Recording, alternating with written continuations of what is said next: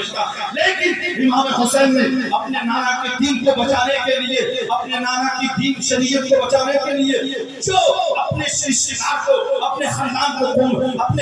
کو، اپنے کنبے والے کو، اپنے بچوں کو قربان کر کے دکھا دیا ہے کہ جو ناجائز ہے وہ ناجائز ہے، جو حرام ہے وہ حرام ہے، کل قیامت تک وہ کبھی جائز ہو ہی نہیں سکتا۔ جس کو امام حسین نے حرام کہہ دیا ہو، جس کو امام حسین نے ناجائز سمجھا ہو، جس کو امام حسین نے کربلا کی زمین پر اس وقت جب ایک دوسرے کے ساتھ کمپٹیشن ہوا تھا، ایک دوسرے کے ساتھ جنگ ہوئی تھی، اس میں یہی تھا کہ یہ نانا کی شریعت ہے، یہ دین کا یہ دین ہے۔ اگر یہ دین نہ ہوتا تو پھر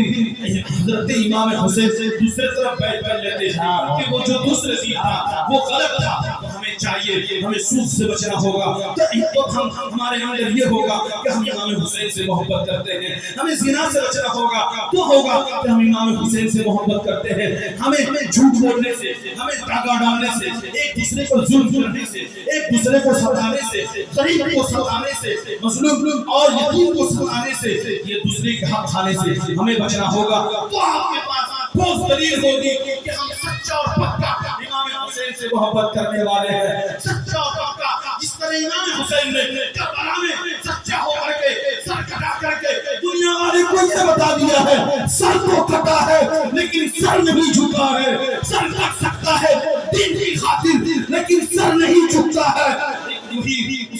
اسی منظر کو اپنے نظر میں رکھ کر کے دین کی تبلیغ لیجئے، دین کو سمجھئے، علماء کے پاس بیٹھئے، علماء کی قدر کیجئے تو آپ کو دین سمجھ میں آئے گا۔ ورنہ دین سمجھنا ہر کسی کی بات نہیں ہے، دین سمجھنا ہر کسی کے عقل کی بات نہیں ہے، دین سمجھنا ہر کسی کی سمجھداری کی بات نہیں ہے۔ اپنے منمانی مفتی مت بن جائیے، پہلے کتاب کا اسٹڈی کریں،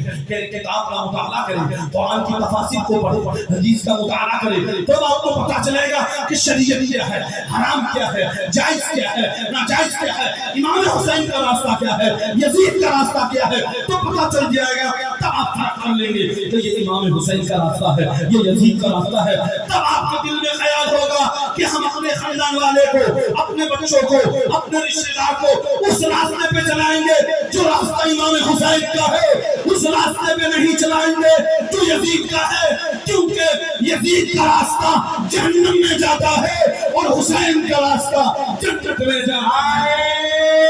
تکبیر، نعرہ رسالت، نعرہ حیدری، شہید کربلا۔